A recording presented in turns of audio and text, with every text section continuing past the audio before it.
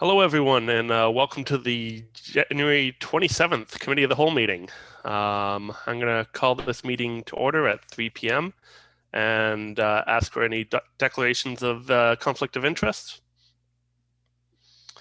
Okay, I'm not seeing any. I also want to take this opportunity to recognize that we're meeting on the traditional territory of the Sechelt Nation and thank the nation for their collaborative relationship with the District of Sechelt. I also understand Director Dillon would like to make a couple comments, so I'm going to pass it over to him. Thank you, Chair McLean. I would like to, oftentimes we're talking about the people who maybe are departing the organization, but it's always really exciting to introduce somebody new at the District of Sechelt. And I am really excited today to introduce to you Megan Lee, who will be our new Manager of Development Engineering and Sustainability. She's a professional engineer and comes to us from the township of Langley. And Megan, if you just want to say a few words about your experience and hobbies, etc., that'd be great. Sure. Thanks, Karen. Nice to see all of you. I have a degree in civil engineering from UBC, and as Karen said, I came from the township of Langley, where I was for 10 years. Most recently as our water resources planning engineer, where I looked after watershed planning, stormwater flood protection, aspects of development and environment. Had a lead role in implementing low-impact development solutions, watershed-based development planning, and climate change adaptation. I'm moving here with my husband and two small kids. We're an outdoorsy family, so we're thrilled to be coming to such an amazing place with endless outdoor recreation opportunities. And I'm very excited to be joining the District of Sechelt. It's clear that sustainability is a key value, and I'm looking forward to making contributions in moving that goal forward. Thank you. Well, thank you for that, Kern, and welcome to the District of Sechelt, Megan. We are very excited to have you. Thank you. And let's get going with the meeting. So can I get a mover for adoption of the agenda? Councillor Toth, second by Mayor Seegers, and all in favor for adoption of the agenda. That passes.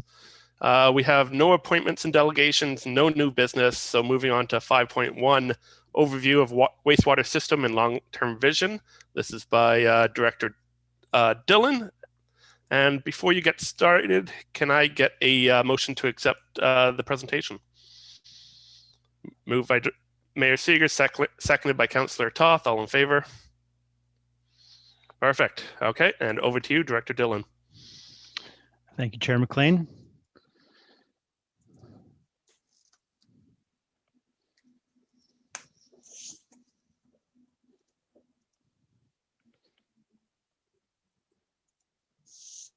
Okay, so I have a presentation today on the wastewater treatment, the long-term vision for Sechelt, and just a system overview.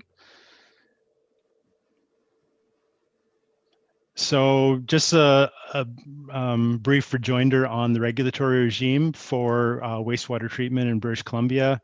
There's two parallel regulatory regimes. So for on-site septic disposal that you'd see in rural areas, that's governed under the Public Health Act and the Sewerage System Regulation. And for municipal systems, we're governed under the Environmental Management Act. And there's two key regulations attached with that, the Municipal Wastewater Regulation and the Waste Discharge Regulation. So the municipal wastewater regulation replaced the previous regulation, which was the municipal sewage regulation, on April the 20th, 2012. And some of the changes, it wasn't a major rehaul, but there were some key changes. And one of the key ones was that the certification of wastewater collection operators became mandatory. And prior to that, it wasn't a mandatory requirement. There are three regulatory instruments to authorize municipal wastewater discharges, and some of the site-specific permits for facilities that are grandfathered in prior to 1999 are still out there. You can have registration under the municipal wastewater regulation for a specific discharge, or you can have a minister-approved liquid waste management plan. And so this is just a comparison of the two ways to have compliance with a municipal wastewater system. And so just some of the contrast between liquid waste management plans and the municipal wastewater regulation. And so the key here is that the liquid waste management plans requires a greater degree of public consultation, and it's a voluntary process, but it will achieve your compliance. And the municipal wastewater regulation has a bunch of there's a comprehensive list of documents that you'd have to produce to get that. And some of the examples of some of the bigger ones would be the facility operating plan and having an environmental impact study. And then you'd also need to do a lot of monitoring of the receiving environment as well. So the District of Sechelt chose the liquid waste management plan path. And so that's been ongoing, and various stages have been done over back to the 90s. And this is just an overview of the various stages of the liquid waste management plan. Stage one, you look at the existing conditions, develop projections, outline your options and the magnitudes of cost. So it's kind of the first stage. Some of the things you look at are in a cursory way. And then you get to stage two, which is a more detailed evaluation of the list of options and selecting a preferred option. And then finally, you get to stage three, which is the detailed capital and operational costs and an implementation plan. And at the completion of the process, you'd need ministry sign off to have an approved liquid waste management plan. So this is just a brief overview of what's been done at the District of Sechelt in terms of moving the liquid waste management plan along. So we had a stage one that was done with through the SCRD in 1991. Then we completed stage two in 2000. And kind of a pseudo stage 3/stage 2 strategy was done in 2005. And then we commissioned the new Water Resource Center in 2015 and expanded the system further into West Sechelt. And currently we're at the doing a stage 2 update, which we were working along that. And then obviously events transpired, and COVID kind of put a delay on some of the work we were doing. So we're trying to get that restarted again. So we're currently at the steering and technical advisory committee stage of the liquid waste management plan, and it's part of the stage 2 update. I mean, right now we are compliant. Most, like 99% of the time. It's just an issue on rare occasions if we have to bypass the membrane filters. And the only reason we'd have to do that is during a really high precipitation event where some of the flows coming in, we have to bypass the filters to be able to have the throughput through the plant that we need.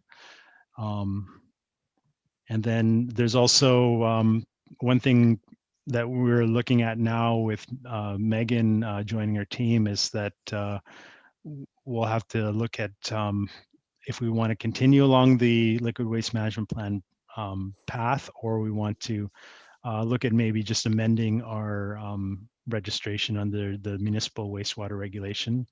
And that could allow us to lower some of the effluent quality requirements and have more bypassing of the filters, which would improve the plant efficiency and address some of the issues we have sometimes.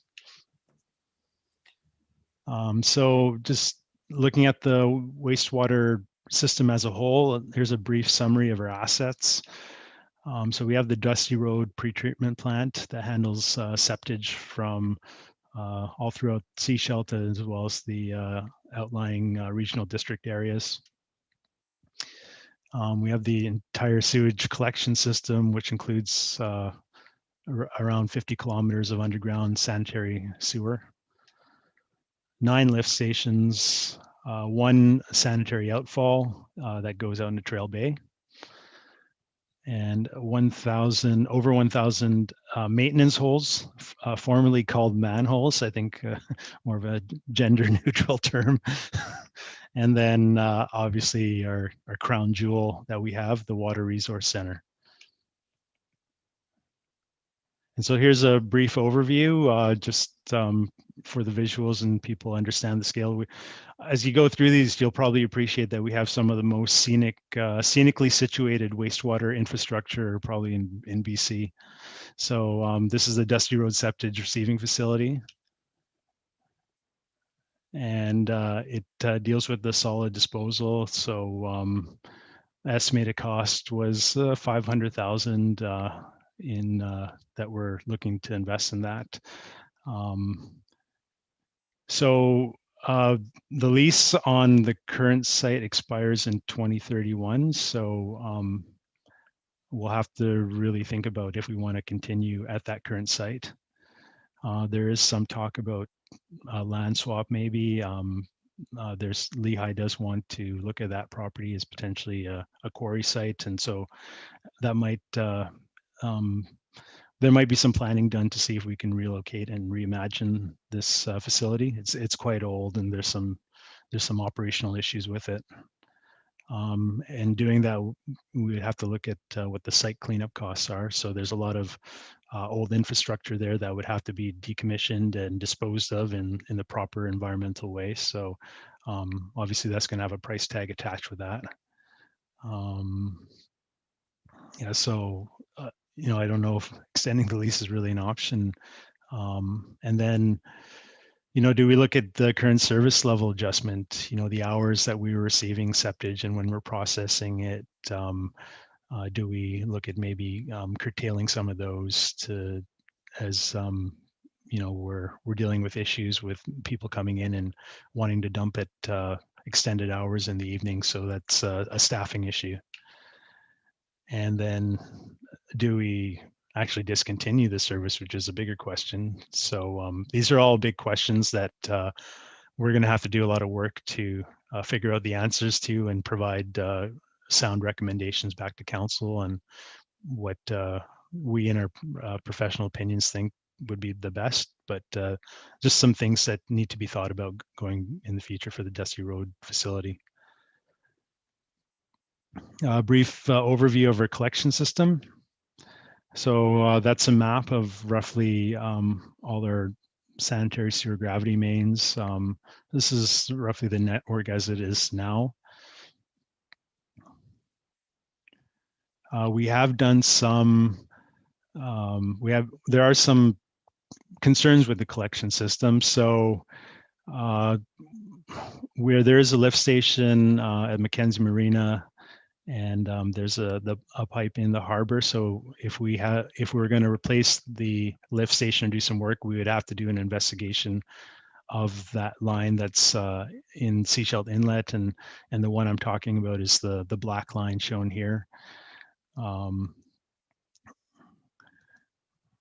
It's this one here would have to be investigated as part of any work on the lift station that's in this area here. Outfall replacement at the high end, it could be above 4 million. We have to do the preliminary detailed design and a lot of work to assess that before we're really able to nail down that number. But based on previous reports, this is something that needs to be done imminently in the next 5 years. And another issue, and I alluded to this earlier when we spoke about the need to bypass the filters at certain times, is there's an issue with infiltration and inflow. So we do see a lot of water coming through our are pipes that may be result of degradation of the assets or root intrusion into the pipes. So this will decrease our treatment efficiency because it essentially waters down the sewage coming in, so the bugs aren't as active. They don't have the nutrients they need to run the plant efficiently, and it also increases our sewage volumes prematurely over what the real capacity of the facility should be. So, and I think if you look back at the previous slide where I showed the condition, a lot of those were already showing red, and that was in 2012. So, and another part of that showed that some of them may have required a replacement in the next 8 to 12 years. And so that condition assessment was done 8 years ago. And so we can only guess that a lot of the buried infrastructure has actually deteriorated further, and new condition assessments might show that more of them are in poor condition.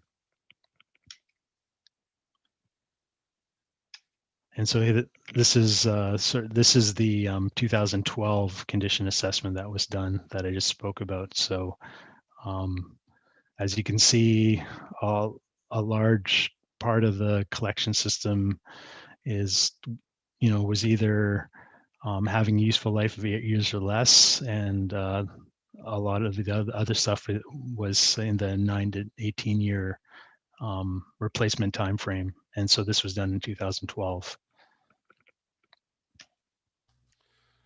Kern, if I could just maybe jump in, did you want questions throughout or at the end? Either or is fine. If somebody raises their hand, I'd be happy to answer it, or you can save them until the end. Okay, man, I just thought maybe this might be a good chance to check in with anyone to see if there are any questions at this point. I see one from Mayor Seegers. Thank you. So you've been talking about infiltration as an issue for compliance, and you're also talking about the outfall. So when we have infiltration, it lowers the effluent quality. We have to bypass the filters, which means then we are not necessarily in compliance. But no, I would, sorry, Your Worship, I'll just jump in there okay, because perfect.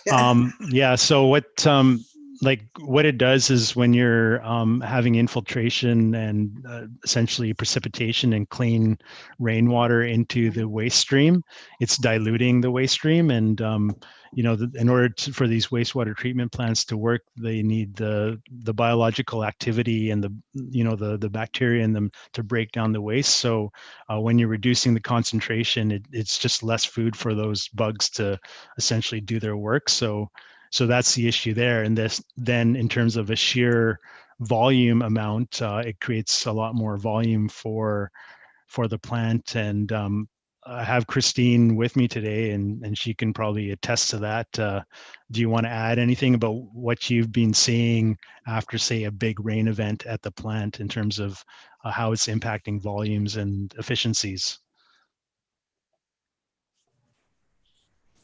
Yes, we do. When we have high flows coming through the plant, it does all those things, as you said, Kern. And Mayor Seegers, it also, I think you were getting at that we have to go on bypass to accommodate for those flows. So we are bypassing the filters at that time. Yes. Yes.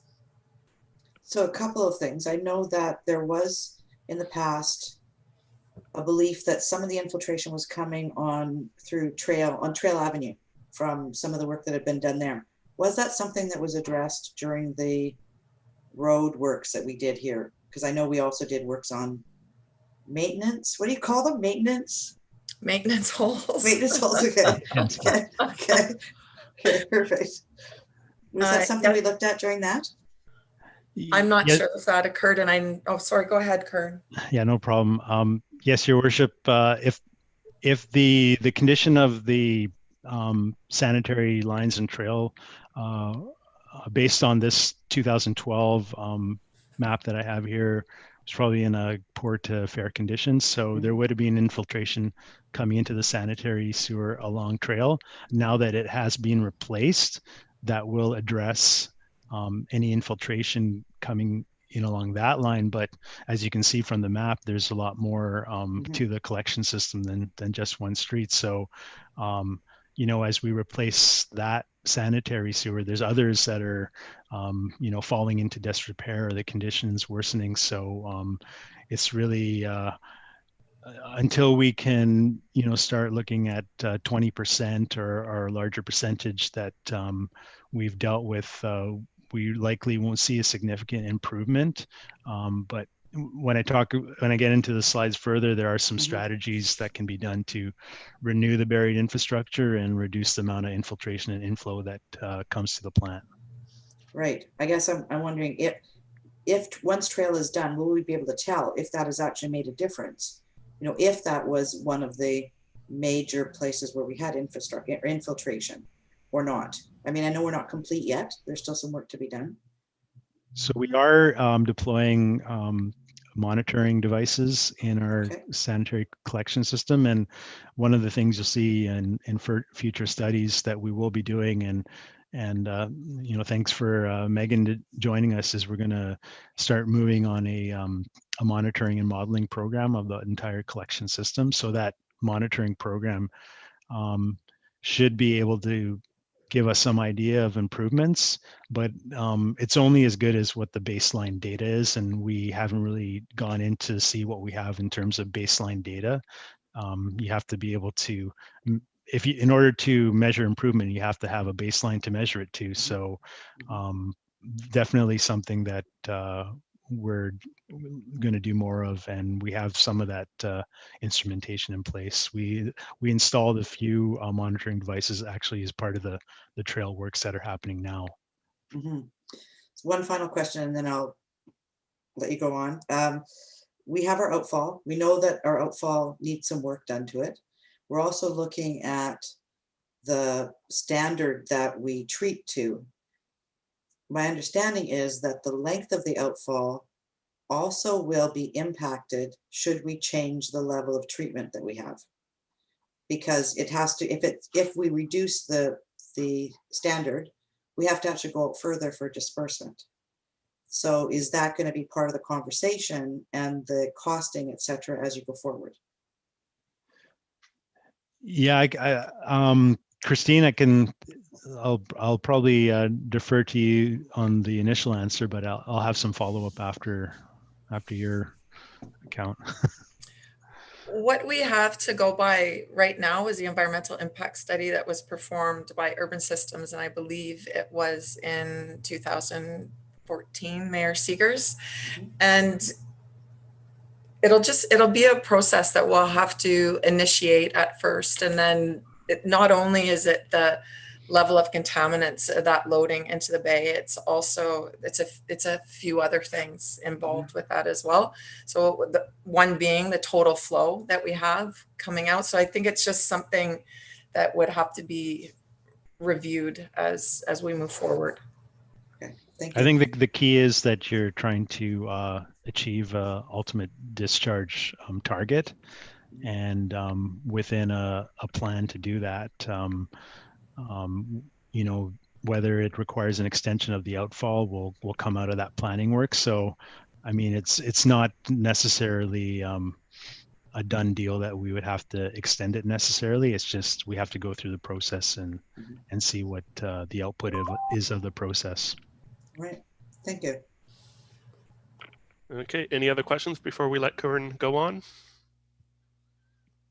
Seeing none, go for it, Kern. Okay. So the next slide is just on the possible sewer system expansion. And so, we're looking at being proactive with this, and we have applied for grants in the past to expand to West Sechelt and West Porpoise Bay. Unfortunately, we don't get every grant we apply for, and so we were unsuccessful. But there is expansion of the collection system that just occurs through developers developing new areas of town, and they will extend it as part of their development. So it is happening. But if we want to target some of the I guess, tougher to reach areas of the district, then we'll have to look at, maybe grants to help facilitate that. There is capacity for expanded flows. So, average daily flow is, right now around 2,200, and that's, about half of what the plant can take. But as I mentioned before, the exception is during these high precipitation events, we are, pushing the upper boundary. So going forward, as in terms of an infrastructure renewal strategy, we're really going to have to get on top of our infiltration and inflow issue. And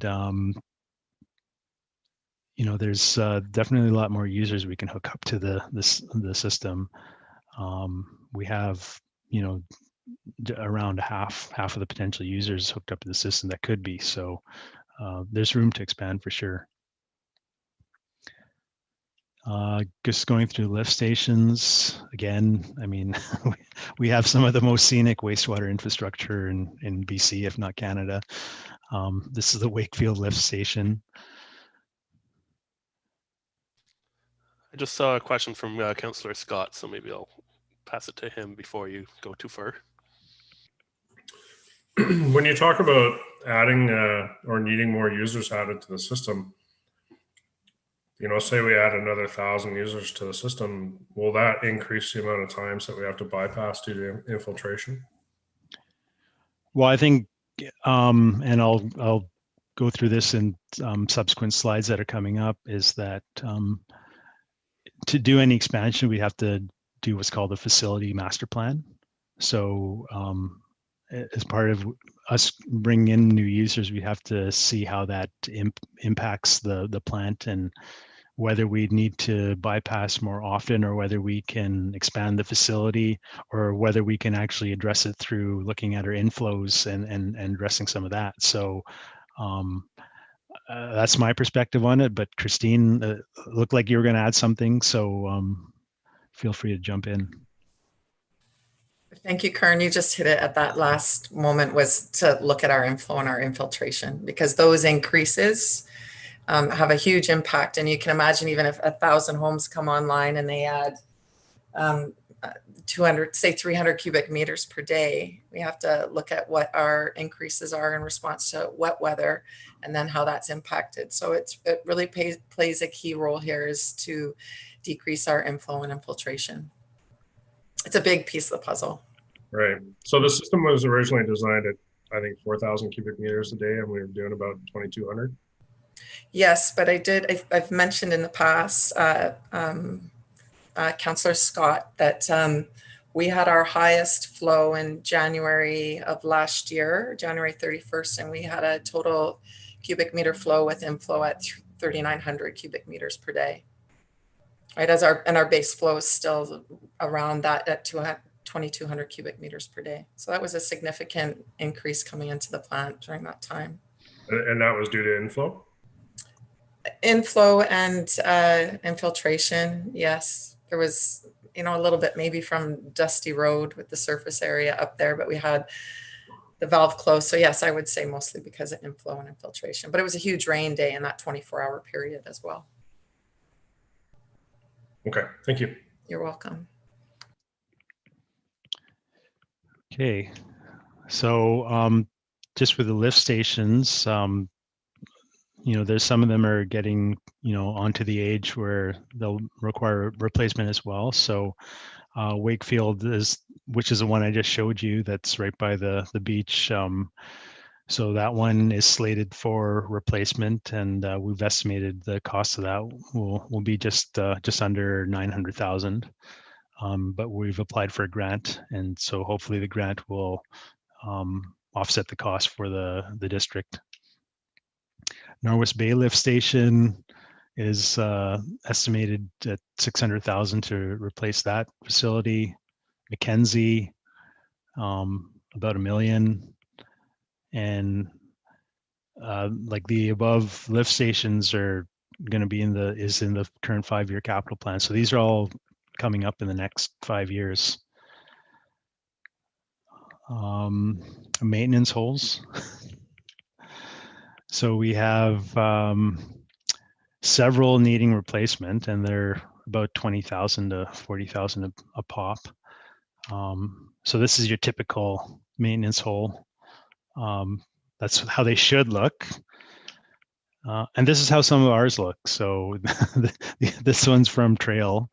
And so we've had an issue with some of these disintegrating, and there's been some high hydrogen sulfide concentrations noted in these. So this was kind of, we didn't expect to have to replace these and for these to be in the condition they were, but it's something that's, definitely we're going to have to deal with in the coming years. And then obviously the water resource is the biggest piece of our wastewater infrastructure puzzle. Some photos of it. Here it is on a nice sunny day. Can't wait for that weather to eventually roll around. And so it's just more than 5 years old. It's not that old of a facility. It's still fairly new. We're doing right now the maintenance planning on an annual and biannual basis. So it's based on what Christine has found out that needs to be replaced and done at the plant. Some of the operating equipment needs like some replacement, and I'll show a little bit of that after this slide. And as part of an asset management plan, we have to look at what level of maintenance is required, how much staff we should have there, what annual budget we should put towards that. There is acknowledgement that it is understaffed, but I think the next meeting we have, we're going to get into some of the staffing, and there's a org chart at the end of this that will show some of the additional staff that we would like at the facility. But it's mostly about having redundancy and making sure that we have adequate staff. And so we have to do all this work, and we don't really have an option to not be in compliance. We have to be absolutely be in compliance. So we need to do everything we can to ensure that we're in compliance. And part of why I'm presenting this is to make a case that we should be setting aside funds towards the asset management of this facility and the whole wastewater system. It all needs to be thought of in a proactive long-term way. So here's one example of something we did recently. This was in November, and I think extended a little bit into December.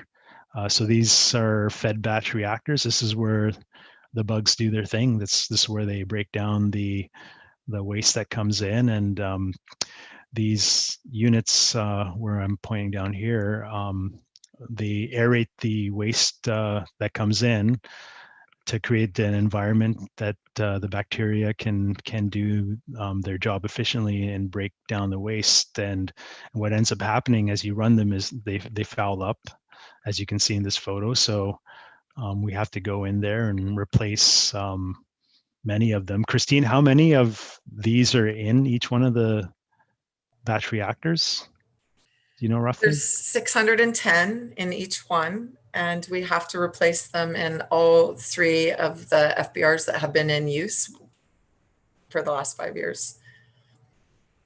Yeah, they have a lifespan of 5 to 7 years, which is decreased with cyclic air usage, which is what we do. It causes them to be on the shorter end of that replacement period. So yeah, I went there and I checked it out, and they have to have the proper safety equipment in place. It's a confined space entry, and most of us, we just flush our toilets and we forget about it. But there's folks like this who are going down and getting down and dirty to make sure our water's being treated to the highest standards possible, because we care about our environment, of course. So we want to make sure this thing is working. It's like I said, it's a crown jewel of our infrastructure, and we want to keep it in good shape. And so here's just a brief video showing the operation.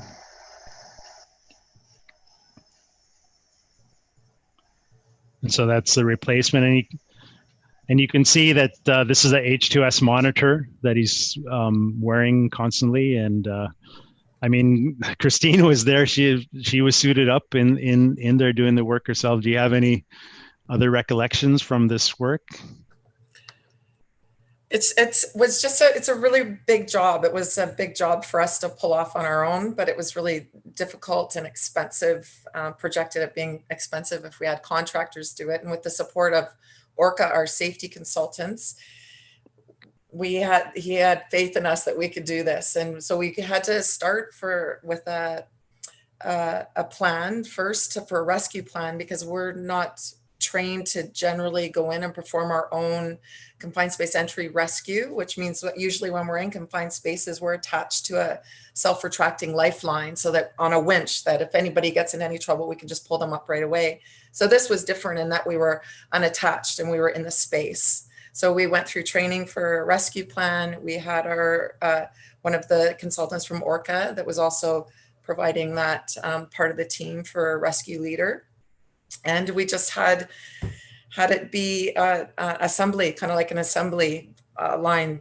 Some people were taking the rings off. They had to be washed and scrubbed and sent back down. And we were lifting things up with big garbage cans tied to ropes. Someone would add the membranes, apply the lubricant, twist on the rings by hand, and then we had to torque them down to 29 feet foot-pounds in order to they had to be on just right. And so it took us from start to finish 4 days to remove and put all these pieces back in. And it took us a week of prep, because we had to empty the tank first and clean it up well enough for us to be able to enter. And we also had to apply for a 922 variance application from WorkSafe BC in order to enter it as a confined space, because the area couldn't be blind, blocked, or bled, isolated in the right way. So, and Christine, how long a day were each one of our team members in there for? Like 12-hour days, or close to it? Like we came in and started early because we were trying to just maximize the time that we had with the safety consultant, as well as just getting it done. And we also had to have our casual operator come in to help operate the plant, because we couldn't really do much anything else except this. So it was full on, and it was pretty exciting and satisfying that we were able to get this done on our own. And we're going to be starting the next one in the next couple months here, and then the last one after that. So hopefully by June we'll be done all of them. Yeah, so thanks a lot, Christine. So, I mean, I was there, and the first thing I thought is we should be making a video of this, because, you know, there has been some previous turnover of key staff, and the corporate knowledge doesn't always get passed. So I wanted this whole process captured for longevity and for the purpose of training future staff on how it's done, because it's something that we'll have to do again in the future.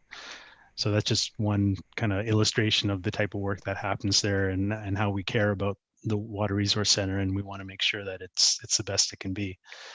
So long-term planning for, you know, the Water Resource Center, it's mostly based off of Christine's own knowledge and what she's run up against, and it's really responsive in that respect. So what we'd like to do is, over the next few years, is do a process audit, which is a thorough review of the Water Resource Center, all the associated documents, and provide a summary of existing challenges and issues. And that's actually underway internally to a degree.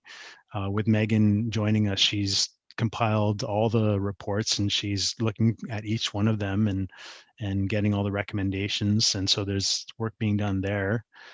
Then we want to move into benchmarking and optimization, which a little bit of this is being done, but there's been some recommendations that for various capacity reason issues weren't followed through with. So we'd like to do an analysis of the Water Resource Center and benchmark it against similar plants. Like, we want to see if our costs to treat wastewater are in line with other municipalities, and then have some recommendations to lower the operating costs and optimize the treatment train, which is what we're talking about earlier with bypassing the filters. How can we optimize this treatment train? And then have our asset management plan. So our maintenances aren't our maintenance schedule is not reactive, it's proactive, and it's planned for, and it's budgeted over a longer horizon. So we want to compile and categorize all the assets that we have there and assign a expected service life, replacement costs, what the current condition is, the criticality rating of each asset.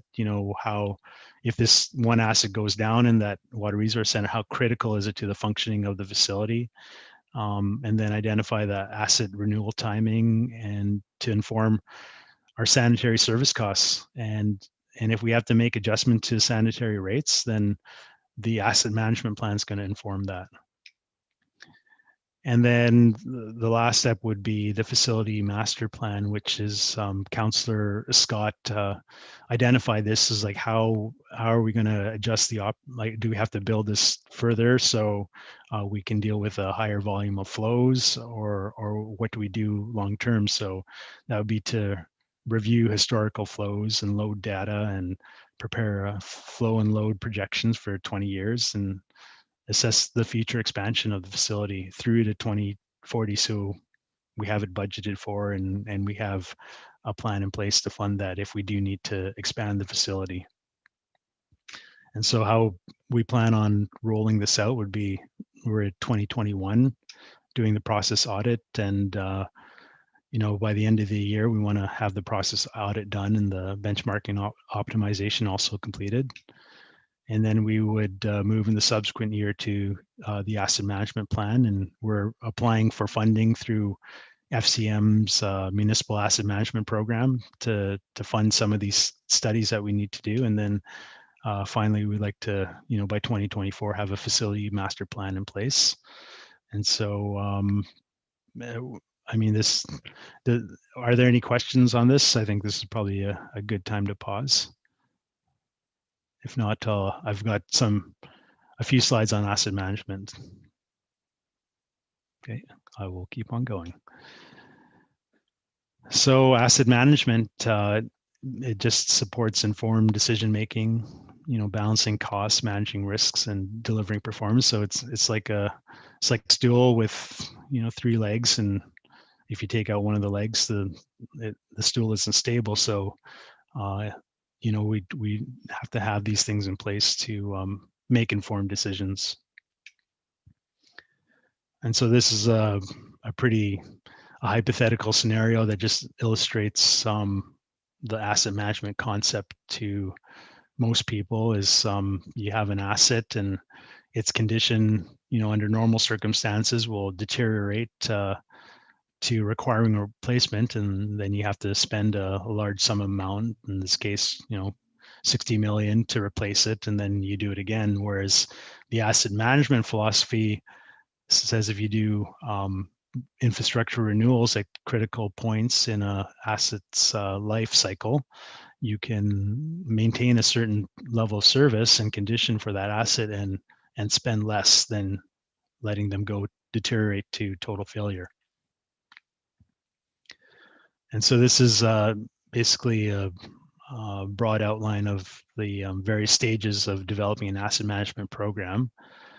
And so at the District of Sechelt, we're here at the foundation. So we have done some work on doing an inventory of assets, entering them in our GIS system. We do have some condition assessment data, but we have to make sure that that's complete and have it done and more current. So we do have some money in the budget to do more camera inspections of our buried infrastructure so we can update the 2012 condition assessment.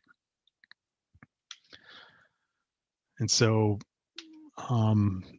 with asset management, we have the current practices, we have a current level of funding that we put towards our infrastructure.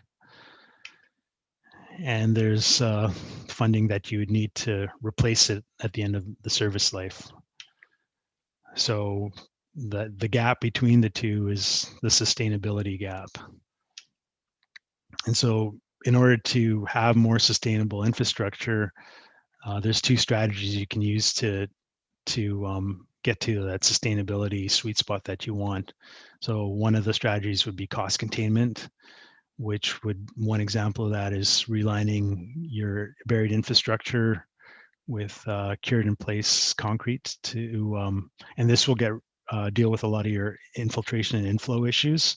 So if we were to do this with our existing infrastructure now, it would be less costly than dealing with it later down the road. And then in terms of revenue, you'd increase that. So sanitary rate reviews and infrastructure levies, and then you want to get to that sustainability sweet spot. And that would be your new level of funding. And so ongoing and future studies, sanitary rate review, reclaimed water reuse feasibility study. I spoke about the monitoring and modeling, camera inspections and condition assessments. I've discussed that, and neighborhood level sewer functional plans, which some of which are ongoing right now. And then to facilitate all this work that needs to be done, this is the proposed organizational chart. So the positions in yellow down here are additional full-time equivalents that we'd like to add to the team to ensure that we have the capacity to run things properly. And then the next steps would be to award contracts for stuff we already have where we have funding committed. So that's camera inspections. We have money for reclaimed water feasibility study. So we have some of this funding in place. As we grow the team now, we have the capacity to start putting out the contracts. And then we've also applied for FCM Municipal Asset Management Program funding for the asset management planning. So thank you. That's my presentation. It was a little bit long, but I thought a comprehensive vision of this whole infrastructure network would be appropriate. So with that, any questions? Yeah, thank you for that, Kern. It was very comprehensive. So I, for one, definitely appreciated that. Any questions? Councillor Rowe. Yes, Director Dillon, with regards to the grant for asset management from FCM, how comprehensive might that grant be as far as what we need to do? Well, they will offer, I think, up to $50,000 towards it. Okay. If we were successful, and then we're looking to stack that with some, I think it's a local infrastructure planning grant from the province, which would add another 10,000. So, if we were, say, to get around 60,000, that would get us a pretty good chunk of what we needed for that asset management plan. But we would probably still require additional funding in the order of maybe 50,000 to make sure it all gets done. But that would, any amount of money is always welcomed. Okay, thank you. Councillor Lamb. Yes, I'm just wondering, this facility was a LEED Gold project, and the Green Monetary Fund, that's where we got our money from to build this project. And because it is, there was a lot of innovation and a lot of, new technology put into it. They were, they were excited to work with us. And I know that there was a representative from the Green Monetary Fund came back to the District of Sechelt, and I think it was just right at the beginning of our term, this time. And I would hope that we would look at working with them to see if there's monies available, because I know when we did this project, we got a lot of a lot of free money. I shouldn't say free money, but there was a lot of money that was put into the project that didn't have to be repaid by the district. And also, with this maintenance project that you folks are looking at, there's a lot of new technology out there, and it would be a shame if we didn't look at the new technology to help support you know, to build that into the program as you move forward. And then I've got one on septage receiving and the money part of it, but I might have to wait for the big money guy here to show up. So anyways, but just a couple of thoughts just to throw into the can there for right now. So there you go. Yeah. To the question from Council Lamb through the chair. So you're talking about the FCM Green Municipal Fund, and FCM also administers the Municipal Asset Management Program fund that we're trying to get. So we are approaching FCM on some of that stuff. The new technologies bit, I mean, that would probably come with the facilities master plan. I think the one thing that gets missed though in that is as soon as you start introducing new technology to the plant, then you're in this situation where you would require a category 4 wastewater operator, and as you get up the scale from 2 to 3 to 4, it gets harder and harder to find those individuals. Christine's been very good at setting up training programs at the Water Resource Center. So we had a few training events, and Christine, could you refresh me on what upgrades some of our operators have received? Their classification has gone up. Yes, Caden Walkie was a class 1 operator, and he just currently received his class 2 certification, which was a big deal because now he can be on standby and he can legally operate the plant on its own. And Graham Sowchuk also, he received his level 1 wastewater operator certification recently, just in December, the beginning of December. So it's very exciting.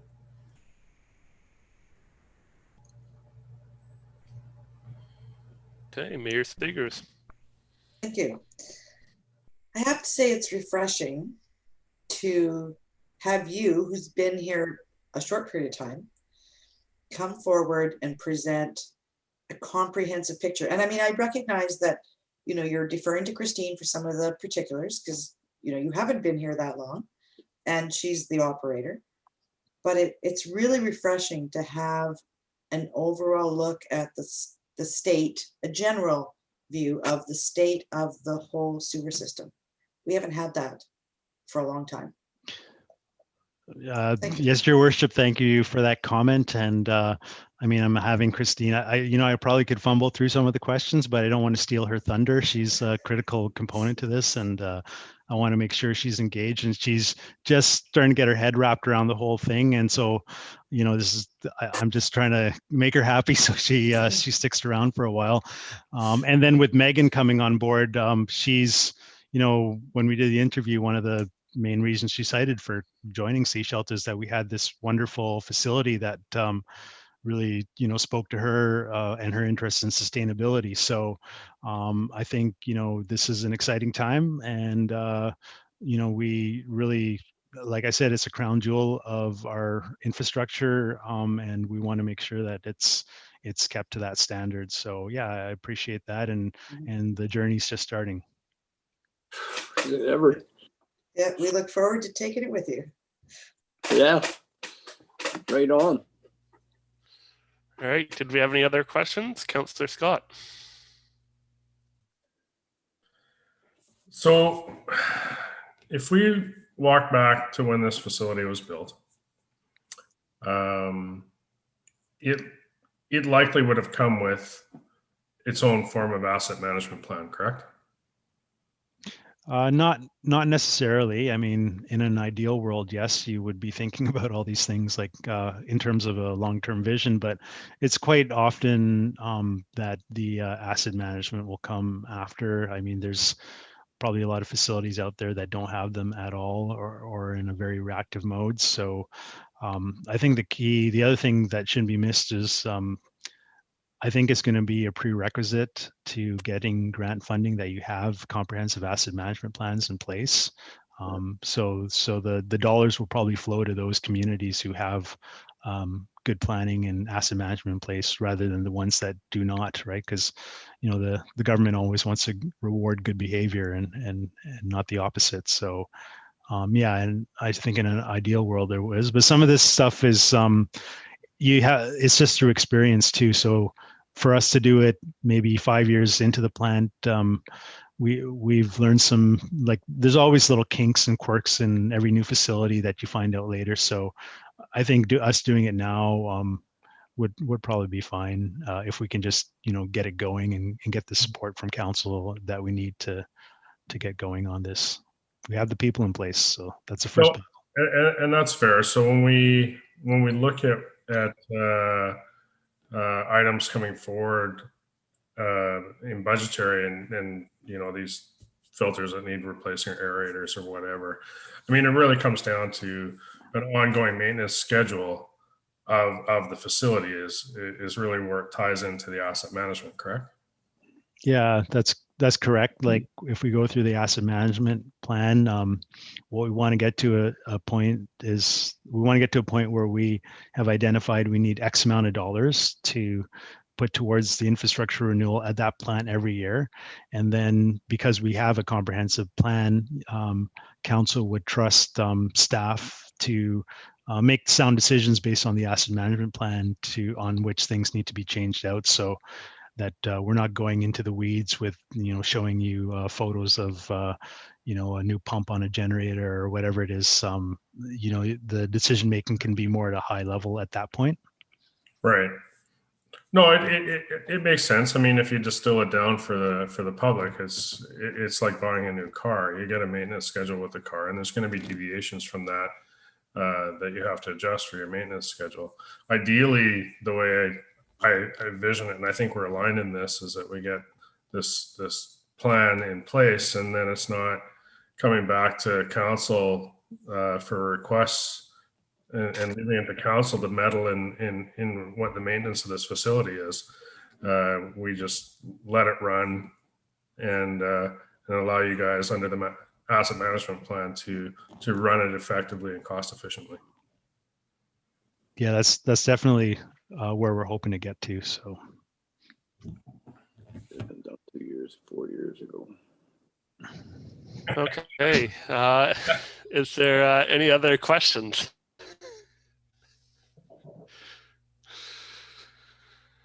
Okay. So I think we're ready to move on to item 5.2, if not seeing anything else. So this is the 2021 sewer system public survey results. So can I get a motion to receive the report for information only? Move Councillor Toss, seconded Mayor Seegers. All in favor? And that passes. And I will pass the mic over to Director Douglas. Thank you, Chair McLean. I was just going to just do a quick overview of some of the results and some of the questions that we received.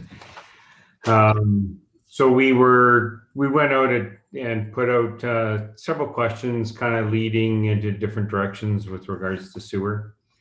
And the first question that we asked was about expansion, trying to see what the appetite from the public was about moving forward with some form of expansion.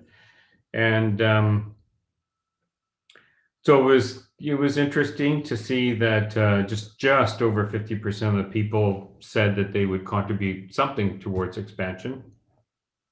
So that was 20 people out of 38, 18 not wanting to see expansion being funded from any form of user fees or anything like that. The second question just talked about the level of how satisfied with the current level of service, and it was nice to see that 71% were satisfied, and very few were dissatisfied. Question 3, we moved on to people with septic fields and how satisfied were they with their the septage service. And you're probably a little bit less percentage wise, 55% said that they were satisfied there, as opposed to the almost 71 with our sewer system. And then The next question, we went towards a public accessible sanitation station, and this would be page 7 of the agenda. And it was nice to see a lot of response for yes towards a publicly accessible sanitation station for the Seashelt area, almost 79%. And then we asked, whereabouts, what kind of location, not a location in specifics. And, majority of the people either responded by near the highway or other. And so it was 52 and 52%. And out of the list that people provided, a lot of them, well, it was kind of a split between near the campground or that side of town, either Dusty Road to the campground area or near the WRC, were the kind of the two top answers there that people provided. And then the number 6 question, it was about the effluent, what level of effluent we have, and would people like to see us either find out how much it would cost to distribute the reclaimed water, which was fairly high there. It was between agree and strongly agree, that was 63%, and that was 38 people. And then we asked the question, would there be interest in finding out how much it would cost to distribute the reclaimed water that it could be used for drinking? And it was kind of the opposite there. There was more 50%, just over 50% wasn't really interested in that, versus 28 or 29% that thought that would be interesting to look at that. And then on page 12 of the agenda, we just asked for comments outright, and there were 13 comments there. Varying degrees. Some people supported expansion. Some people just wanted to talk about roads. So there's quite a wide variety there, and so it's good reading. So we were a little, I would say we're a little disappointed we didn't get more activity on the questionnaire, but we're leaving it up. So we'll bring it back again, if we have more people responding to this questionnaire. All right, thank you for that, Director Douglas. Do we have any questions about the survey?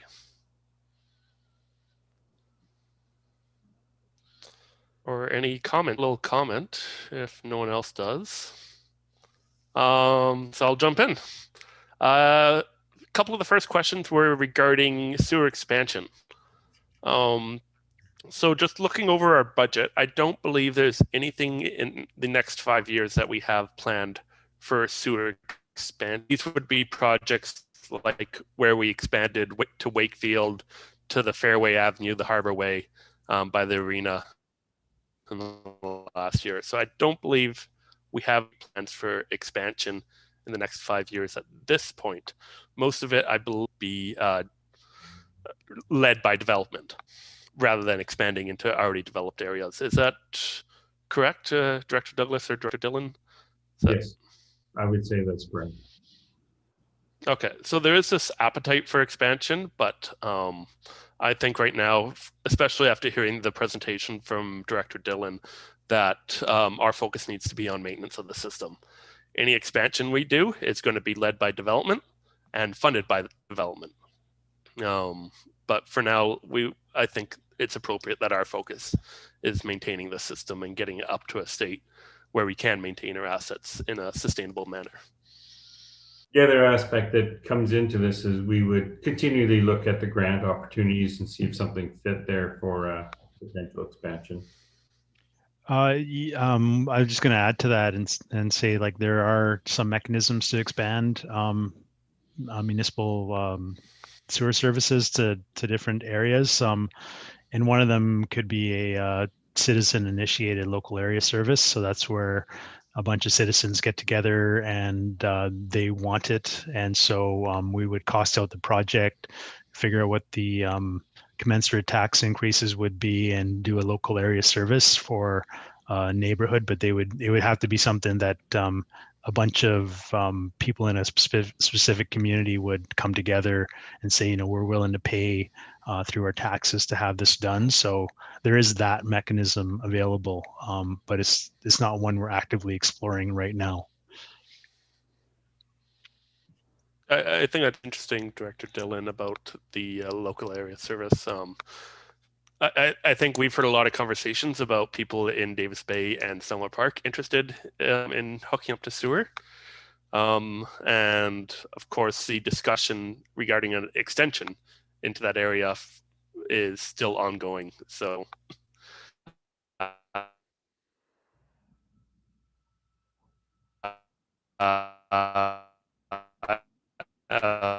and that's again developer led, but at this point I think our focus is on maintenance. Any other comments on the survey? Mayor Seegers. I mean, I agree with you around the expansion piece. When we see the impact of the inflow and infiltration, we need to have that as a primary focus going forward, because in order to maximize the plant and allow capacity or have capacity for expansion, we need to deal with those issues. So there's work to be done. Look forward to seeing how you're going to propose we address those. So with that, should we perhaps move into the next section, because how we address it is with the budget. Any other questions on the survey before we move on, though? Questions, comments? Mayor Seegers? Yeah, just one comment. There's a question there about using reclaimed water for drinking. I don't think that's in our, at all in anything that we are considering. I'm wondering if that question should stay in that survey. It's not, it's not something that we're looking at doing. Does that give the community a wrong impression of the direction we're going? Let me just give some thought to that. That's it.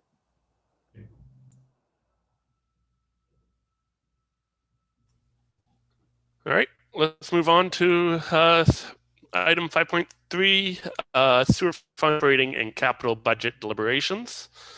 And can I get somebody to move recommendation 1 that the report from the Director of Financial Services regarding sewer fund operating and capital budget deliberation be received? Director Toth, seconded by Councillor Scott. All in favor of that motion? And that passes. And I believe this is a report by Director Douglas again. So over to you, Dave. Thank you, Chair McLean.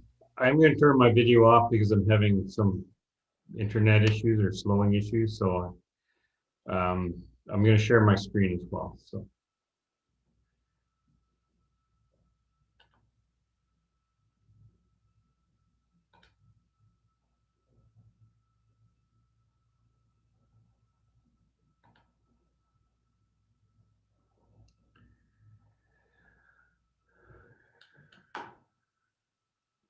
Okay, so I put a little PowerPoint presentation together. It basically follows the agenda package that you have. I haven't put every page into a slide, but and then I've added a few slides just for some clarity or to make things a little more simple for understanding purposes.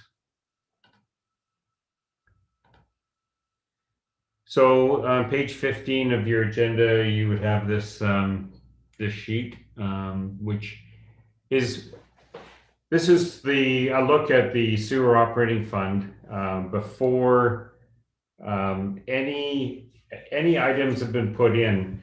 So this would just include increases to hydro or gas or other increases that we know are coming, like salaries. And so this is what I would call as our base budget for 2021 prior to, looking at additional items.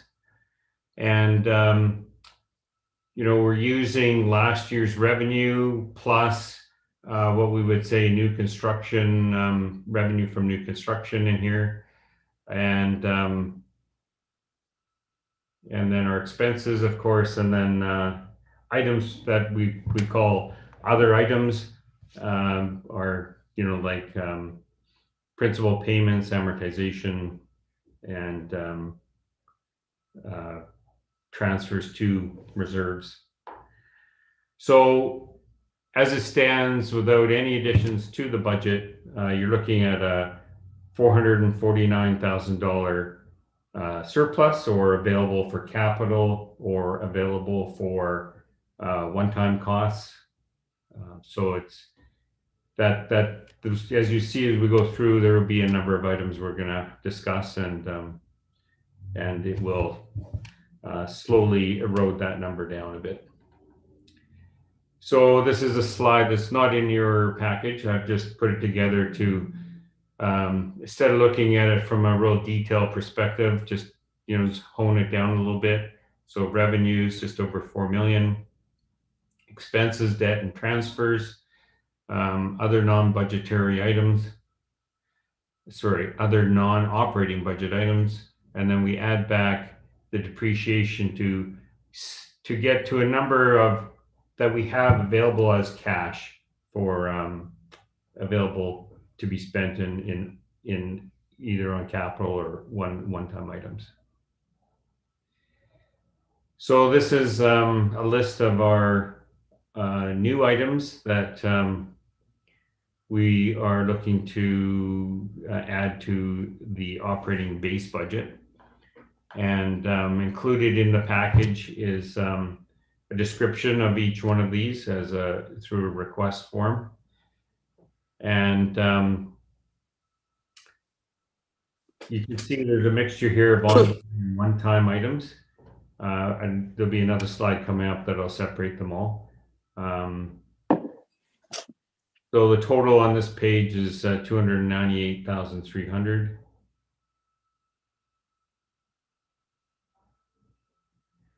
And then ongoing, some more items. It's spread over 2 sheets here. A few more one-time items on this sheet. And I can see the total there isn't correct. That's obviously grabbed that 298 twice.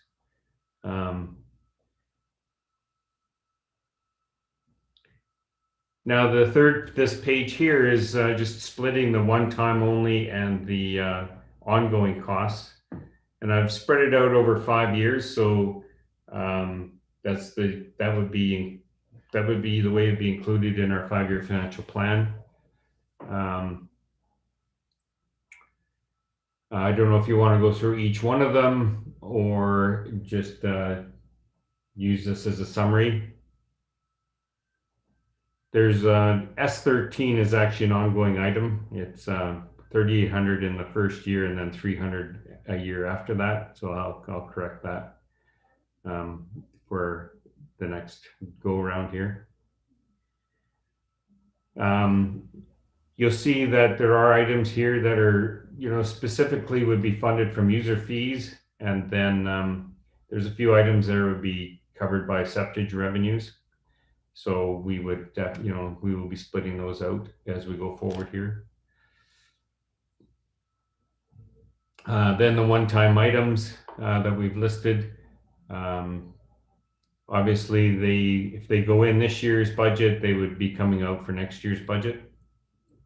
And then any new additions would come back in the same light for next year.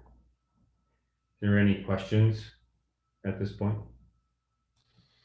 Mayor Seegers.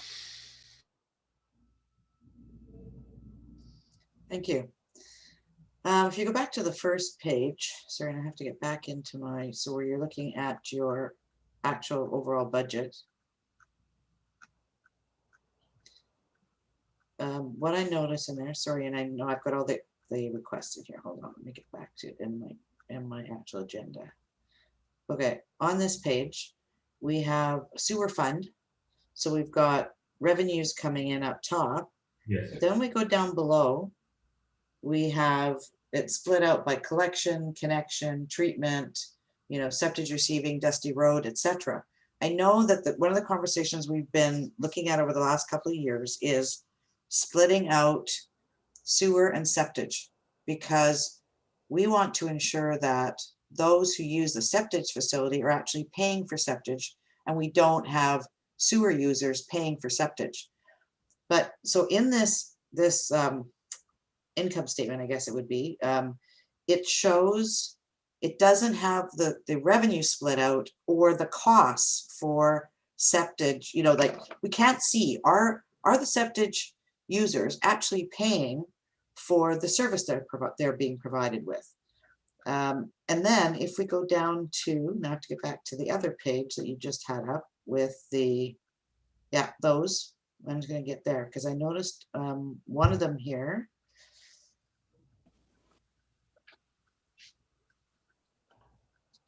Sorry, I'm on that. Okay.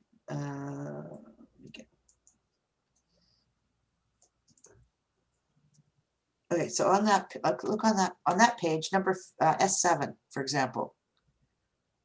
Septage receiving dusty road, but it says user fees, right? So what I'm not clear is that we are actually splitting out the information, and we clearly are having all of the costs covered by the revenue received from that facility.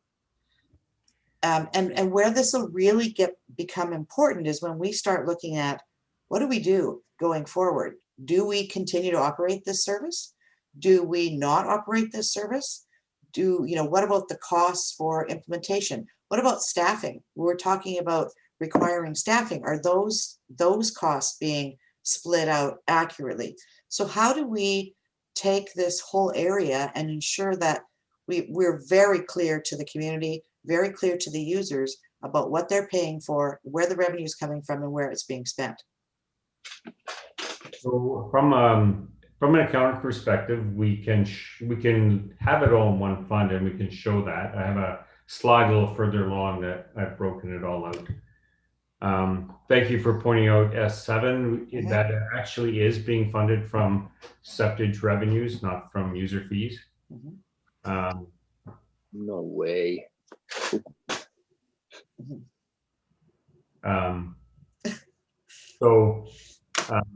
Yeah, from an accounting perspective, the revenues from the septage users are housed in their own general ledger account, and all their expenses are also maintained in their own area. So at any point in time, and I do have a slide, I don't know, do you want me to go to that slide now or when it comes up in the... Well, sorry. Yeah, I didn't know if I was muted. I mean, we'll look at that going forward. I think we need to ensure that we're disclosing all of this to the public as we're going forward. Yes. Okay. So if we go back to this slide here, the transfer to capital there, that is the difference in the revenue and expenses on Dusty Road itself going into a reserve to pay for some of the longer term expenses that we're expecting there. Sorry, which one is that? The 487,000. Right. But given the way this is presented, you see my dilemma? Given the way it's presented, we don't know that. That's not clear, right? Nope. It's not.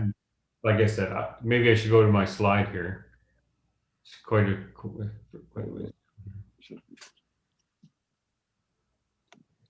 I saw something you went flip by there, septage receiving long term.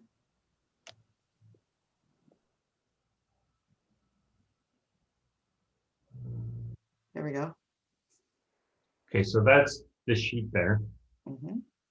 So this is the revenues we're estimating for septage receiving, and a small amount from reserve to cover carryover project. These are the expenses that we're expecting for the septage area.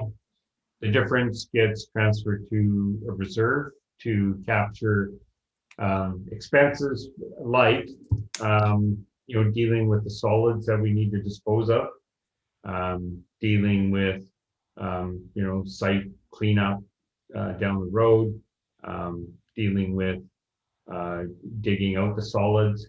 And so, this is the first time in a number of years that we've been able to put money into a reserve to accommodate those future costs. Mm-hmm. Last year we did put some into the reserve, and this year we're continuing that plan.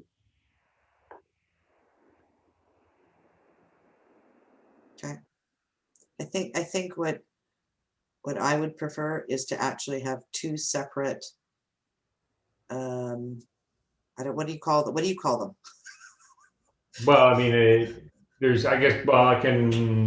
everything I produce, I can produce it with, septage separate from the sewer system, Mm-hmm. right? But they'd be contained in the same operating fund. But I can report it all out separately from here out if that's. I think that, I mean, when the community's looking at the expenditures particularly for septage. Yeah. I mean, we're looking at potentially having, well, we do have staff up there. Taking the solids out, for example, we know that has to be paid by septage. I think that a clear delineation between the two actual functions will, because there's also a cost to septage that should be charged from the treatment that comes at the Water Resource Center. Does that show up in there, right? I don't know if you're putting it in there. I'm assuming you are, but those kinds of things would be really clear if we actually had two separate delineated functions, right? Two separate funds. One is sewer and one is septage. The septage should be paying the sewer fund for treatment, for example. Right. Okay. I just put up my hand, but I realized I'm chair, so I can jump in. I'm going to back up the mayor's comments in just relating to how the septage sometimes should fund sewer operations. So it's also showing that septage does pay that contribution. So we can pick some items in the budget which are funded by both, by user fees and by septage. So like operation of the WRC should have a small portion that's coming from the septage fund, like the mayor suggested. Okay, and so for this year, we'll have to continue this way and then put a bylaw together to create a new function for the septage and pull it out of. Yeah, I think that'd be really nice if we could try and work on that through like the summer when it's a down period for finance, which I don't think ever exists. But however, are there any more questions, or should we let? Sorry, moving forward, I'll separate them all out so you can see them clearly. When we do our financial, Perfect. when we do our consolidated budget, though, you won't be able to see it that way. But Mayor Seegers. So explain that piece. So our consolidated financial statements and our consolidated budget should be readable to each other. Right. And so we have been making moves to do that. And so on the consolidated statement, the sewer is just 2 or 3 lines spread out through the consolidated 5-year financial plan. And so, we wouldn't be separating them out.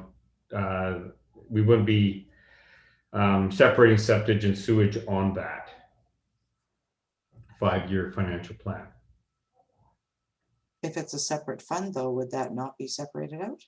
Well, as consolidated, we would then have to do the same on our financial statements. So we just look at it all once it's all split up like that.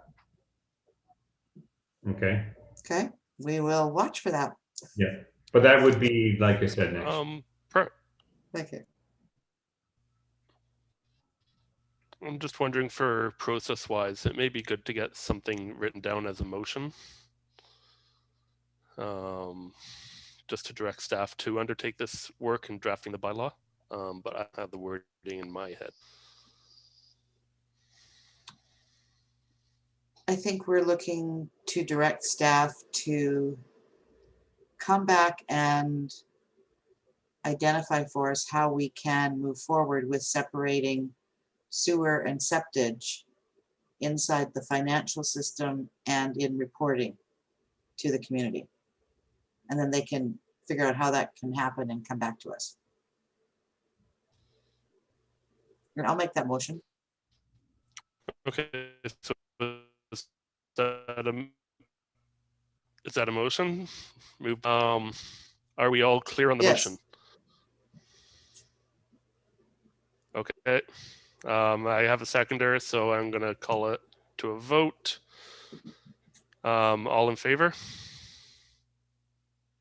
Okay, thank you. And I recognize that my video connection's a little bit choppy right now. I'm going to see what I can do to address that next meeting, but for now I'm just going to turn video on and off as I can. Councillors. Just a question for Director Douglas. When we did the septage receiving charges amendment, from your top end view, was it enough? Well, I would say it was enough. We're seeing a little bit of a change in the haulers out there, so we're really watching that carefully. And so, although this is we're presenting what we call a provisional budget or first round budget, there may need to be amendments to that as we have further discussion with the haulers, and we may need to revisit that. Yes. What do you mean you're seeing a change in the haulers? Well, the haulers there's one hauler in particular that is looking at doing their own treatment. And there's quite a regulatory process to go through. And so that person has embarked on that. They're not there yet, but if they do, that would be less revenues for us. Maybe we need to look at contracting this out to that hauler. Yeah. The private haulers do have a limit on how much they're allowed to treat daily. It's like 20 cubic meters or something. And that's kind of like 2 trucks or less. Okay, thank you. Okay, I'm not seeing any other hands. Mayor Seegers. Thank you. And Councillor Lamb had indicated that his line had dropped, a bit, and so he didn't get all the questions that I asked. So I'll ask another question, then he may want to repeat, put his questions forward. We have a list of these one-time ongoing costs, etc. Have we identified which ones are required under regulatory, the regulatory regime? So, we have to do this because, you're coming to us and saying, these are items that we're recommending move forward. But I believe that some of these are required. Like, we don't have an option. If we are not maintaining the standards, we can't as a council say, we're not going to do this one because, we want to cut that from the budget. But that could potentially take us out of compliance and put us, at risk of potentially being charged by the province for being out of compliance. Do we know which of these are those, or are all of these those? Do we need to do all of these? I'm not saying I'm looking at cutting any of these, but are there some of them that are there? UV bulb replacement. I don't know. So the UV bulb replacement needs to be done every several years. So this amount puts a little bit into a reserve each year for when we have to go ahead and do it, so we don't have a big $55,000 item come through. You know, we're trying to level the revenue playing field here so that we do get enough money so that we're not asking for spikes here and there, right? And so this list contains mostly things we need. The one item, which is the part-time operator at Septage receiving, that is a service level item. So if we want to increase the time we're open up there, that's one that can be talked about here. But essentially, all the things listed here are either maintenance that needs to be done every 2, 3, or every year, or every second or every third year, and we're trying to, level the revenue playing field. And the other one are necessaries. Some of these items absolutely need to be done this year. Your worship, just to add to that, I think your question was like, will any one thing on the list, put us out of compliance? I think the way we should be looking at it is this wastewater treatment infrastructure, and particularly the Water Resource Center. It's a interdependent, complex organism, right? I mean, it's it's like playing that game Jenga at home. You can only pull out so many blocks before the whole thing, falls over and it's not stable anymore. So, each one of these items, some of these, by themselves may not lead to a compliance issue, but if they're not done as part of a program, then eventually it will lead to that. So they are essential. And some of them, more, critical than others. Obviously, a UV bulb replacement, that is something that if it's not done will definitely lead us into non-compliance. But, other issues would lead us down that road if they're not done. So it has to be looked at. The whole facility has to be looked at the sum of its individual parts. Thank you. Yeah, I just wanted to check in with Director Douglas. Did you have further slides to present? Yes. Okay, maybe we could do those and then continue on with the discussion afterwards. Okay.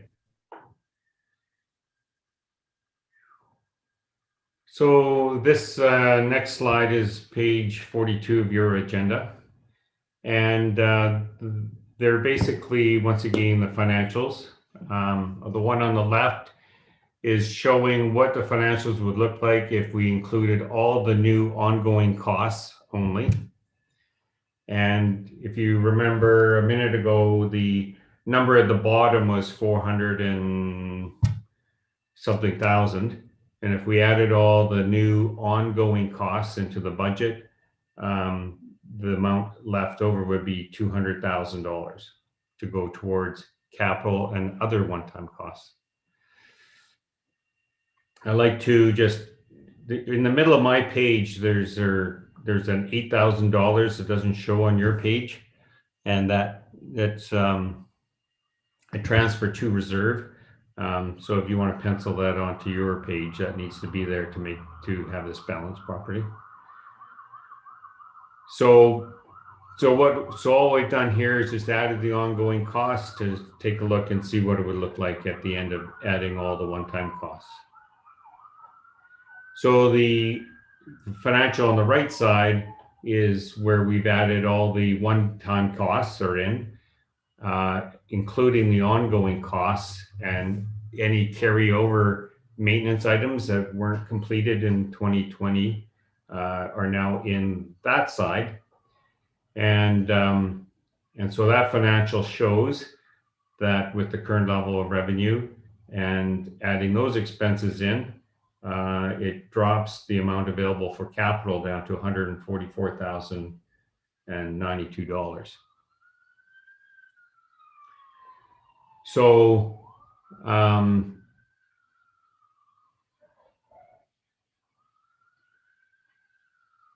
this is just a simplified, that sheet, but simplified. And the first column, or the first financial on this page, It's what I would be calling our new base budget, where you've taken last year's base budget, you've taken the beginning base budget and you've added only ongoing items. So this is kind of what you're starting with before you're adding one-time and capital and all that kind of stuff. So anything that we've added here would continue in 2022 and 2023. So I would be calling that kind of a new base budget. And there's your 200,092. And once you add your one-time only, you're down to 144 available for capital, or what we would call surplus at this point.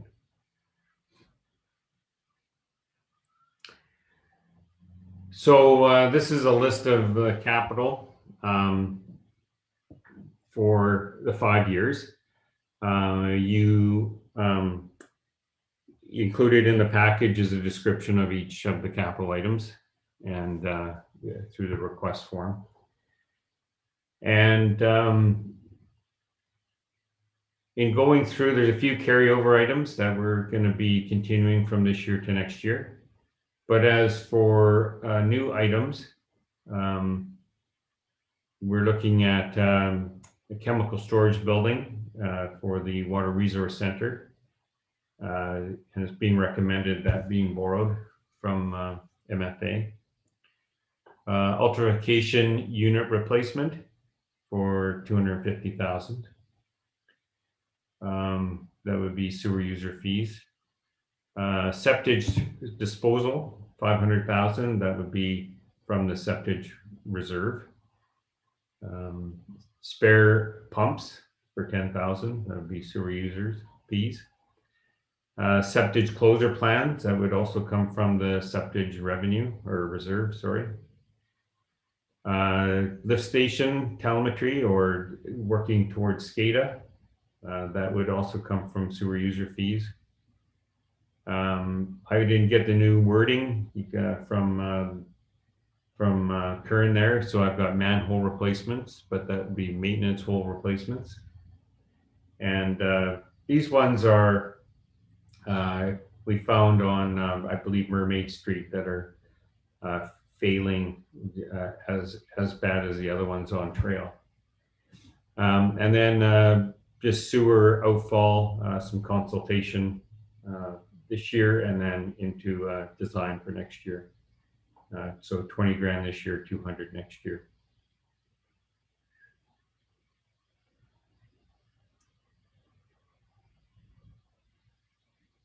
So this is a continuation of the 5-year capital plan.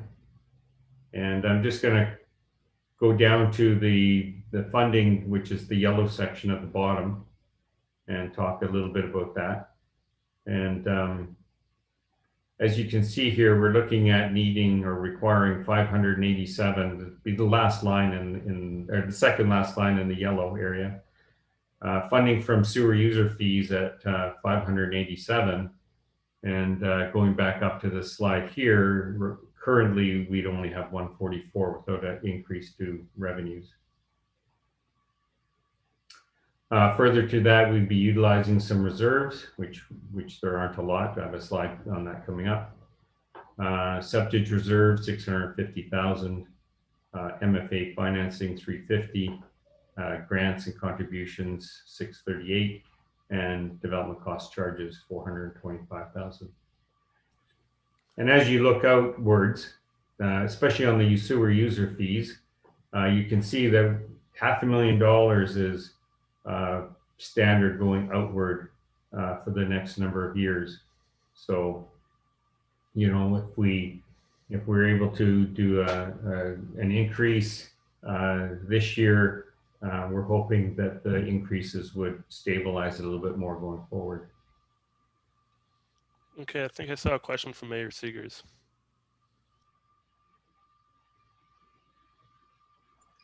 I'm hearing all of the sirens going by my house out here, like ongoing, something's happening.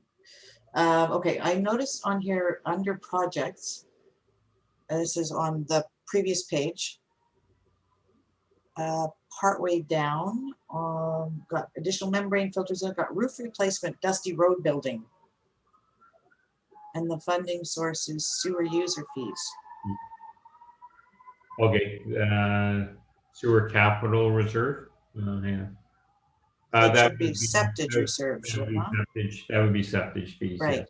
So I have to, I'm just saying, I think we need to see a split. We need to see a split, two separate, we need to see this split out. Because now when you go to the next page, when you're talking at the bottom about sewer user fees, who's Yeah. paying those? Is that, and what are they paying for? Are they paying for sewer or are they paying for septage? Right. Right, because where is the money coming from to go into the reserves that we're paying for? Yeah, the full intent is that septage will pay for septage. Yeah, I understand that, but I'm not clear that we're actually separating things clearly.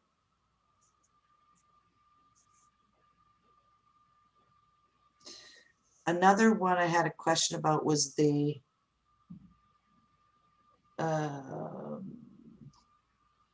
where is it on here? Sorry, I didn't highlight it on here. The chemical storage unit. There it is. Water Resource Center Chemical Storage Facility, $350,000. Yeah. We've talked about this for a few years, but we've also been doing some optimization of the plant. So I'm wondering, are we going to look at this again before we actually go out and look at borrowing this? Is this actually needed? I've been asked to ask for this for early approval. Really? Yes. Okay. Sorry, Your Worship. Yeah, I just being at the Water Resource Center myself, like currently there's a lot of it's really cluttered in there. There's a lot of chemicals that require special storage ways of storing them, and so some of them I think might have like corrosive character or nature to them. So this is for that. I don't know, Christine, if you're still there, you could probably speak to the need for this more directly, but it is something that we definitely need. If you're there, you'd see for yourself. Thank you, Kern, and thank you, Your Worship. Yes, we do need the chemical storage facility. There's a few reasons that are so obvious now is where we're storing the chemicals now doesn't give us the adequate amount of space, even just for operating through a week. And if we had the opportunity that we can order and store more chemicals at once, it would lead to just having less transportation costs and just being able to even have less cost for the chemical if we're ordering more totes at a time.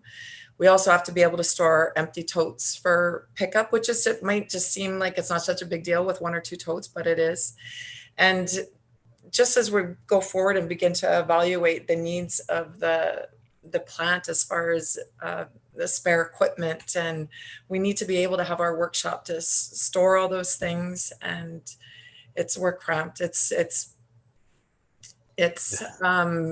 Everything's being stored in areas where it shouldn't be stored. We have all our chemicals stored above containment, but it's far from optimal, and there is safety issues involved as well, which I think you have brought up in the past, remembering our inspection from WorkSafe.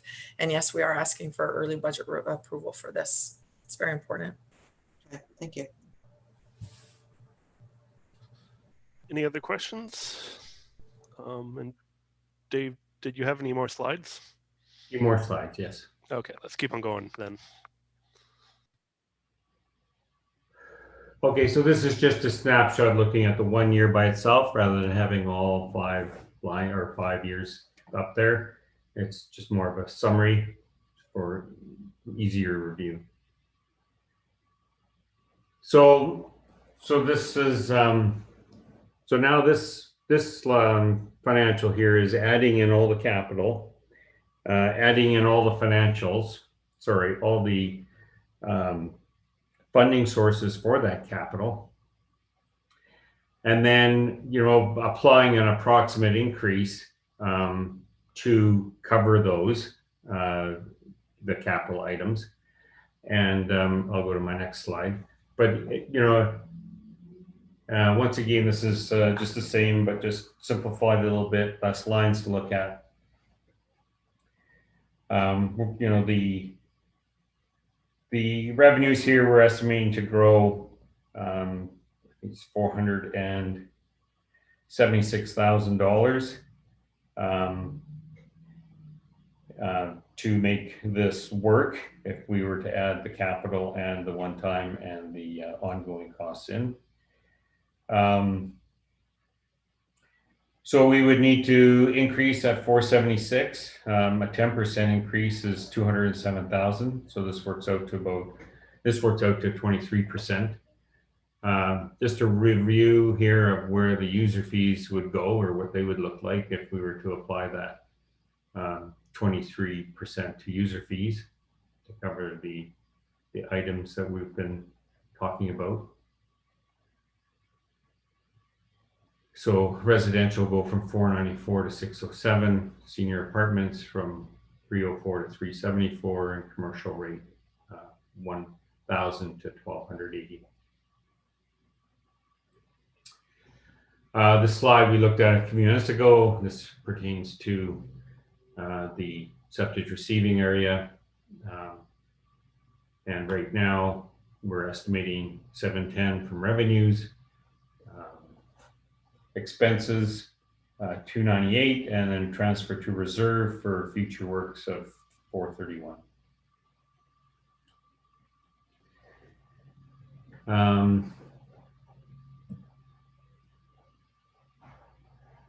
So this is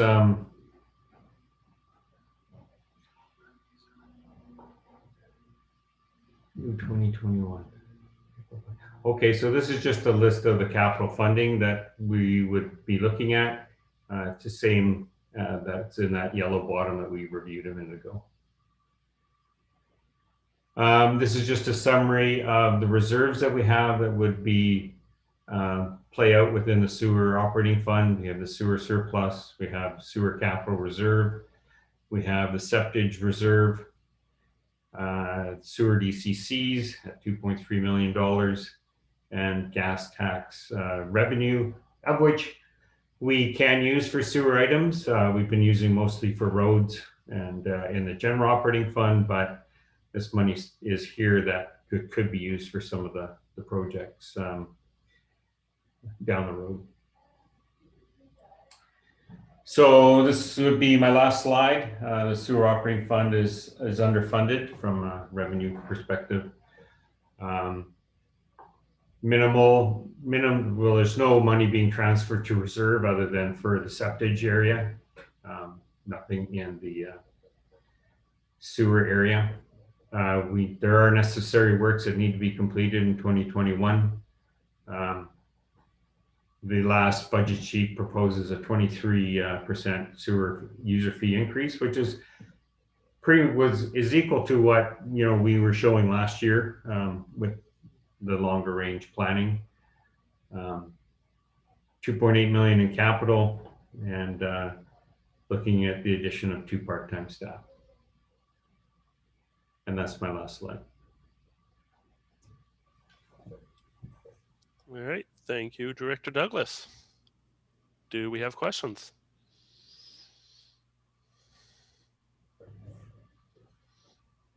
Or any comments, discussion, Mayor Seegers? Thank you. I'm going through the list here.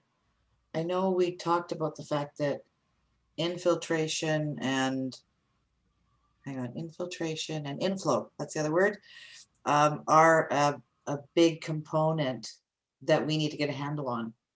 Are we looking to address that inside of this budget at all?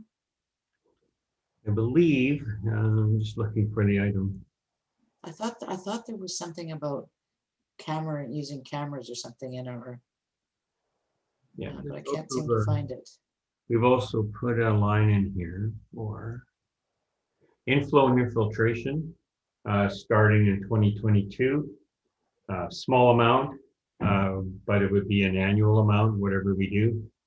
And we haven't We haven't gone out to any kind of pricing yet to know what that program would look like, but really it's that these values, we just put it here as a placeholder to know that down the road we need to be putting money towards inflow and infiltration. Okay, I'm gonna. Oh, I see Christine next. I'm gonna follow up on that comment after Christine, though. Thank you, Councillor McLean. Just to follow up with your worship's inquiry about inflow and infiltration. From the budget in 2020, there is an item called Camera Inspect Sanitary Mains, and this is on page 43 of the agenda. And that is that is part of that project. Okay, so that's good to see. I didn't realize that inflow and infiltration was starting to just address the issues in our collection system. Because my review of this budget sees very little work done on the collection system. It's a lot of work at the WRC, at our pump stations, which is all very much needed. But I think we still have a very large maintenance and infrastructure gap here. We need to do a lot more work in maintaining our collection system and replacing it and keeping it up to standard. I think the condition assessment that Kern showed from 2012 showed that we are approaching end of life for a lot of our pipes in the ground, and we're going to need to do a lot of work. And I think the increases that we're seeing this year are just the beginning of us starting to get a grasp on what it takes to maintain a fully functional and sustainable sewer system. Yeah, to further add to the Chair McLean's comment on that is like with everything, we have to do it in a step-by-step manner, and yeah, we need to do the camera inspection and do the condition assessments, but then that all has to be put into a GIS program, and we don't have a full-time GIS person here, so we're looking at ways of how we can maybe team up with SCRD to build some of that capacity. And I think that's the subject of a subsequent conversation on staffing. Yeah, all those systems need to be built out, and then we need to put a price tag to it and get a program together in front of council on how we're going to move forward. And ideally, it would be a relining program, and we might have to look at how we can bring some of the neighbor jurisdictions on board to create an economy of scale to get some good contractors here to get that amount of work done. So with the addition of more staff resources now, I have assigned our previous our manager of engineering services is going to be looking at cured in place pipe relining program. So hopefully we'll develop some costs, timelines, and a strategy. But yeah, the collection system definitely does need attention. I just think we, juggling the amount of balls in the air that we've had to over the years with the staff we've had, that we have been focusing on the big ticket asset items, and that's obviously the water resource center, which is something that people can drive by and see every day, and the pipes usually get less attention because they're buried in the ground and nobody sees them. But I could tell you in the 2.5 months that I've been here, there have been 2 occasions where we've had to intervene because we had an issue with failing laterals or sanitary connections that had roots in them and buildup, and so that's 2 in just the last 2.5 months. So I hope that trend doesn't continue, but it's something I've observed just in the brief time I was here. And I asked staff, how often have you had to do this in the past? And they said not very often, but in the last 2.5 months, more of these. So yeah, definitely something we need to pay attention to. Absolutely, thanks for that. Any other questions, comments?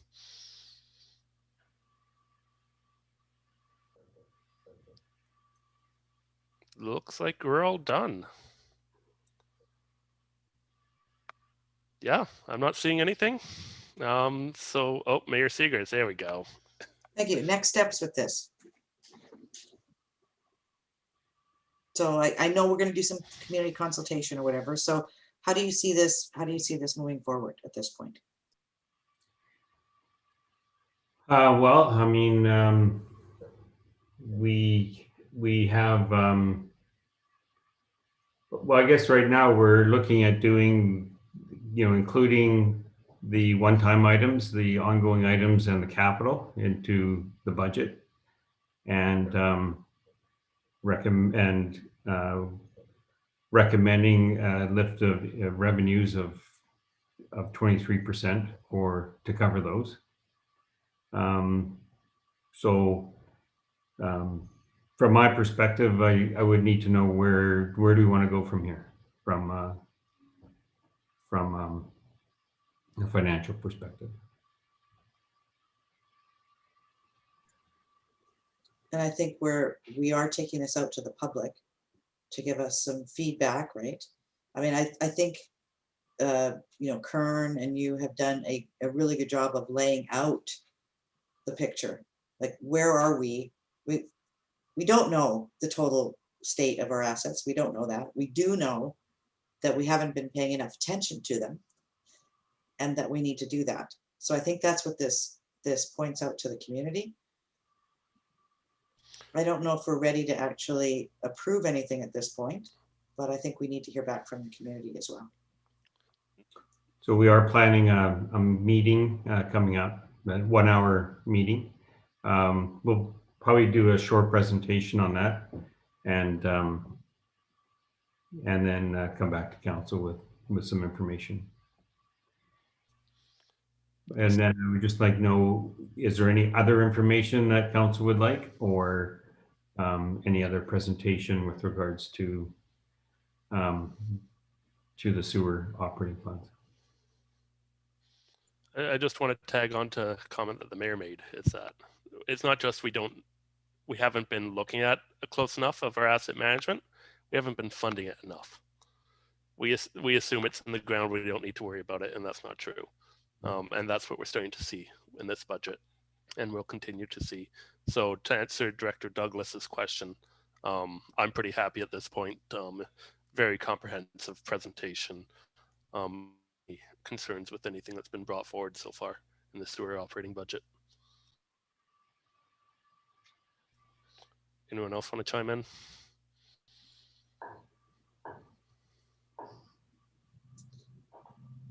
Councillor Toth.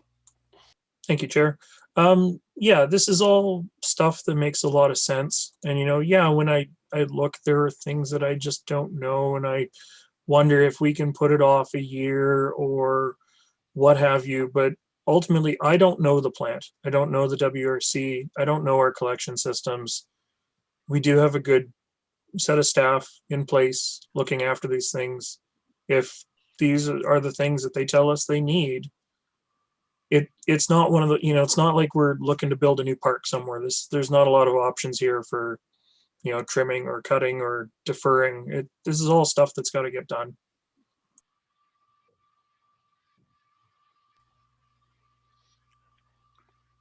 Anyone else?